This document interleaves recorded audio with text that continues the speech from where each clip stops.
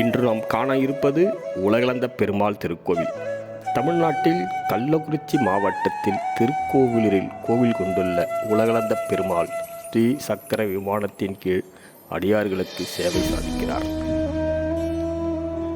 108 வைணவ திவ்ய தேசங்களில் தொண்டை நாட்டைச் சேர்ந்த 43வது திவ்ய தேசமாகும். இத்தலத்தை நடுநாட்டு திருப்பதி என்றும் கூறுகின்றனர். அசுரகுலத்தில் பிறந்திருந்தாலும் நாடு போற்றும் நல்லாட்சியை புரிந்த மகாபலி சக்கரவர்த்தி தனது முன்பிறவியில் எலியாக இருந்தார். அப்போது சிவன் கோவில் ஒன்றில் அணையும் நிலையில் இருந்த ஒரு விளக்கை அங்கு வந்த ஒரு எலியின் மூக்கு நுனியால் விளக்கு திரி தூண்டப்பட்டு விளக்கு பிரகாசமாக எரியத் தொடங்கியது. தன்னையும் அறியாமல் நற்காரியம் செய்த அந்த எலியை மறுபிறவியில் நாடு போற்றும் சக்கரவர்த்தியாக பிறக்க அருள் புரிந்தார் சிவபெருமான். அவனே மகாபலி சக்கரவர்த்தியாக அடுத்த பிறவியில் பிறந்தான். அவன் தன் நாட்டு மக்களுக்கு செய்த நற்காரியங்கள் அவனை மிக உயர்ந்த நிலைக்கு கொண்டு சென்றது. இந்த நிலையில் நாட்டின் நலனுக்காக வேள்வி ஒன்றை நடத்த முன்வந்தான் மகாபலி. இதை அறிந்த தேவர்கள் இந்த வேள்வியையும் மகாபலி முடித்துவிட்டால் அசுரகுலத்தைச் சேர்ந்த அவன் இந்திர பதவியை அடைந்துவிடக்கூடும் என்று எண்ணினர். அதனை தடுத்தருளும்படி மகாவிஷ்ணுவிடம் போய் நின்றனர். அவனால் தேவர்களான எங்களுக்கு பெரும் ஆபத்து வரலாம், எனவே அவனது வேள்வியை தடுத்து நிறுத்த வேண்டும் என்று வேண்டினர். இந்த தேவர்களுக்குத்தான் எத்தனை பொறாமை! அவனால் இவர்களுக்கு ஆபத்து வந்துவிடக்கூடாது என்று என்னிடமே வந்து உதவிக்கு நிற்கிறார்களே என்று எண்ணிக்கொண்டார் மகாவிஷ்ணு. இருப்பினும் தேவர்களை காப்பது தனது கடமை என்பதால் அவர்களுக்கு உதவ முன்வந்தார் மகாவிஷ்ணு. அதே சமயம் மகாபலியின் சிறப்பையும் உலகம் அறியச் செய்ய அவர் திட்டம் கொண்டார். அதற்காக வாமன அவதாரம் எடுத்தார் மகாவிஷ்ணு. 3 அடி உயரமே கொண்ட அவர் மகாபலி நடத்தும் வேள்வி சாலைக்கு சென்றார். அவரை வரவேற்ற மகாபலி தானம் வழங்க முற்பட்டான். ஆனால் வந்திருப்பது மகாவிஷ்ணு என்பதை அறிந்த அசுரகுல குரு சுக்கராச்சாரியார் மகாபலியிடம், வந்திருக்கும் அந்தணர் மேல் எனக்கு சந்தேகமாக உள்ளது. அவர் திருமாலின் அவதாரமாக இருக்கலாம் என்று எனக்கு தோன்றுகிறது. எனவே தானம் கொடுப்பதில் அவசரம் வேண்டாம் என்று அறிவுறுத்தினார். மகிழ்ச்சியில் திளைத்தான் மகாபலி. குருவே, என்னிடம் தானம் பெற வந்திருப்பது திருமாலின் அவதாரம் என்றால் இதைவிட பெரிய வேறு எனக்கு என்ன இருக்கப் போகிறது என்று கூறியதுடன் இல்லாமல் கமண்டலத்தை எடுத்து நீரை வார்த்து தானத்தை கொடுக்க முன்வந்தான். இனி அவனை தடுக்க முடியாது என்பதை அறிந்த சுக்கராச்சாரியார் வண்டு உருவம் கொண்டு கமண்டலத்திற்குள் புகுந்து நீர் வரும் வழியை அடைத்துக் கொண்டார். இதை பார்த்த வாமனர் தர்ப்பை புல் ஒன்றை எடுத்து நீரை அடைத்திருந்த வண்டை நோக்கி குத்தினார். இதில் சுக்கராச்சாரியாரின் கண் பார்வை பறிபோனது.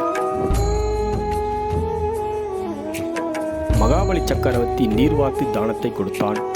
பின்னர் தங்களுக்கு உரிய நிலத்தை அளந்து எடுத்துக்கொள்ளுங்கள் என்று வாமனரை நோக்கி கூறினான். இதற்காகவே காத்திருந்த வாமனர் குள்ள உருவிலிருந்து வானுயரத்திற்கு உயர்ந்தார். இதை பார்த்து ஆச்சரியத்தில் மலைத்து போய் நின்றான் மகாபலி சக்கரவர்த்தி. உயர்ந்து நின்ற வாமனர் முதல் அடியை கொண்டு மண்ணுலகையும் 2ஆம் அடியாக விண்ணுலையும் அளந்து முடித்தார். பின்னர் மகாபலியிடம், சக்கரவர்த்தியே, நான் 2 உலகங்களையும் 2 அடியில் அளந்துவிட்டேன். 3வது அடியை எங்கே வைப்பது என்று கேட்டார். இறைவா, 3வது அடியை என் தலை மீது வையுங்கள் என்று நிலத்தில் மண்டியிட்டு அமர்ந்து சிரம் தாழ்த்தி இருந்தான் மகாபலி. மகாவிஷ்ணு தனது 3வது அடியை மகாபலியின் தலையின் மீது வைத்து அவனை பாதாள உலகத்திற்கு தள்ளினார். தொடர்ந்து, மகாபலியே, உன் நல்லாட்சியால் உன் நாட்டை வளம் பெறச் செய்தாய். அதனால் நீ பெற்ற பலன்கள் அனைத்தும் உனக்கு உயர்வை தந்தது. இப்போது நீ எனக்கு வழங்கிய தானத்தினால் இந்த உலகமே போற்றும் அளவுக்கு சிறப்புற்று இருப்பாய் என்று அருளினார். வரலாற்றின்படி மாலவன் கால் தூக்கி நிற்கும் காட்சியே இக்கோவில் கருவறையில் மூலவராக வடிக்கப்பெற்றிருக்கிறது. மூலவரின் திருமேனி தாருவால் ஆனது. இவ்வளவு பெரிய பெருமான் திருமேனியை வேறு எந்த ஊரிலும் காண முடியாது. சால கிராமத்தால் ஆன கிருஷ்ணர் தனிச்சன்னதியில் உள்ளார் இவ்வாலயத்தில். 5 ஏக்கர் பரப்பளவில் அமைந்துள்ள இத்திருக்கோவில் தமிழகத்தில் 3வது பெரிய ராஜகோபுரத்தை தன்னகத்தே கொண்டுள்ள ராஜகோபுரமானது 192 அடி உயரத்துடன் 11 நிலைகளை கொண்டு சிறப்பாக விளங்குகிறது.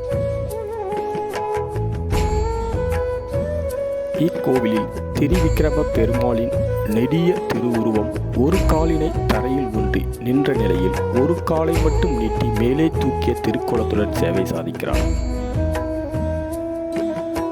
பெருமாள் சன்னதிக்கு நேர் எதிரில் கருடன் தூண் ஒன்று உள்ளது. 40 அடி உயரமுள்ள இந்த தூண் ஒரே கல்லில் செதுக்கப்பட்டது. அதன் மேல் பகுதியில் உள்ள சிறிய கோவில் காண்போரை வியப்பில் ஆழ்த்தும் வண்ணம் அமைந்துள்ளது. இந்த தூணின் மேல் பகுதியில் நின்று கருடன் பெருமாளை வணங்குவதாக ஐதீகம். கோபுர நுழைவு வாயில்கள் கோவிலை ஒட்டி இல்லாமலே கோவிலை ஒட்டிய திருக்களின் நுழைவாயில்களாக அமைந்துள்ளது இத்தலத்தின் சிறப்பு. பொதுவாக அனைத்து சிவாலயங்களிலும் சுற்றுப்பிரகாரத்தில் விஷ்ணு துர்க்கையின் சன்னதியை காணலாம். ஆனால் பெருமாள் கோவில் கொண்டுள்ள இத்தலத்தில் பெருமாளின் அருகிலேயே அமர்ந்து விஷ்ணு துர்க்கை அருள்பாலிக்கிறார். இவர்கள் இருவரையும் ஒரு இடத்தில் தரிசனம் செய்து அருள் பெறும் வாய்ப்பு வேறு எந்த வைணவ திவ்ய தேச திருத்தங்களிலும் நமக்கு கிடைக்காது. இத்தலத்தில் விஷ்ணு துர்க்கையும் சுயம்புவாக அருள்பாலிக்கின்றாள். இந்த விஷ்ணு துர்க்கைக்கு செவ்வாய் வெள்ளிகளில் ராகு காலத்தில் பூஜை செய்தால் நவகிரக தோஷம் விலகும் என்பதும் சகோதர சகோதரிகள் உறவு பலப்படும் என்பதும் நம்பிக்கை.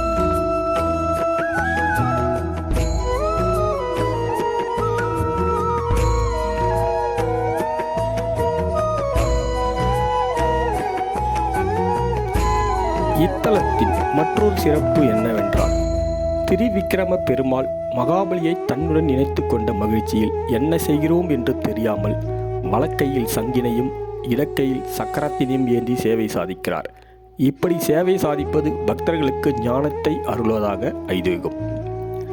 திருக்கோவிலூர், திருக்கண்ணபுரம், திருக்கண்ணங்குடி, திருக்கண்ணமங்கை, கபிஸ்தலம் ஆகிய பஞ்சகிருஷ்ண கஷேத்திரங்களில் இது முதலாவது ஸ்தலம்.